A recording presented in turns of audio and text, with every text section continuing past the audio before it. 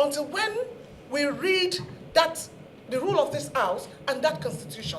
That's when we can say that we have fair hearing and justice in this regard. In this regard, what the petitioner had said is that based on that press briefing, whether it was before Natasha was sent out of the National Assembly or not, gives an impression that the chairman of the committee has a particular understanding of this issue and could be said to be biased, on that issue, with due respect, sir. And that is what my client is raising. Now, my client had raised one more point, that in the petition that he had put before you, sir, that the petition had said is going to bring the principal witness, Senator Natasha, as one of the witnesses to speak on this issue. And we are aware that the Senate had made a decision on where she can come and where she cannot come. And so that is why we are saying we are ready to proceed.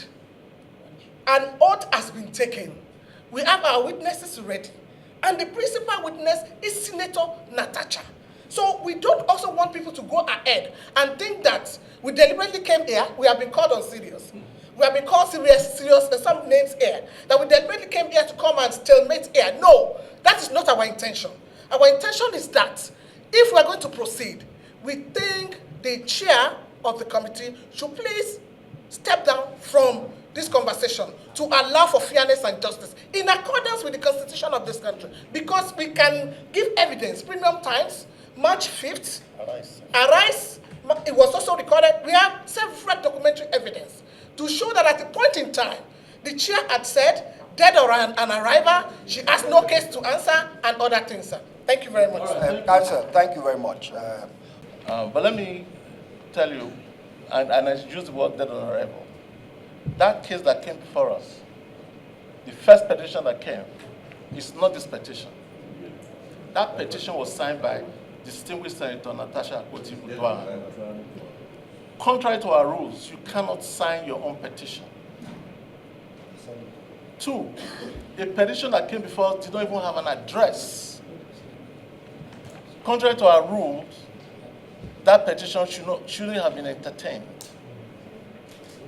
Because you are a learned counsel, submit a case, submit your own petition to court, and don't sign it. They will throw it out. Whether you use the word dead on arrival or not, they will throw it out.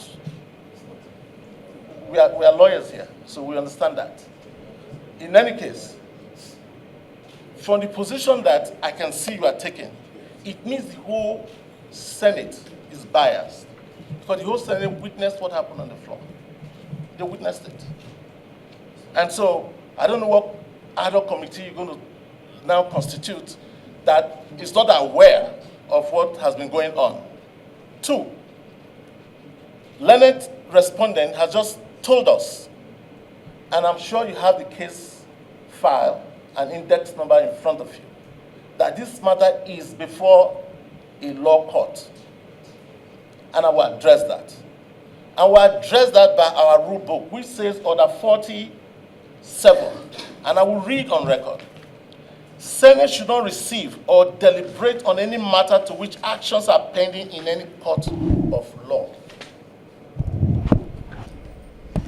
Senate should not receive or deliberate on any matter to which actions are pending in any court of law. This is our rule book, Senate Standing Orders 2023 as amended. And I'm glad you said you have had the opportunity to read this rule book. Therefore, based on 2 things. 1, the petitioner said he will not speak to his petition because the Senate is biased, or I'm biased, or the committee is biased. 2, the respondent has just told us, and the papers are before you, that this case is before a competent court of law. Therefore, this committee will allow a court of law that will not be biased to handle this matter. Therefore, this matter is closed here at the Senate and is adjourned. Sit down.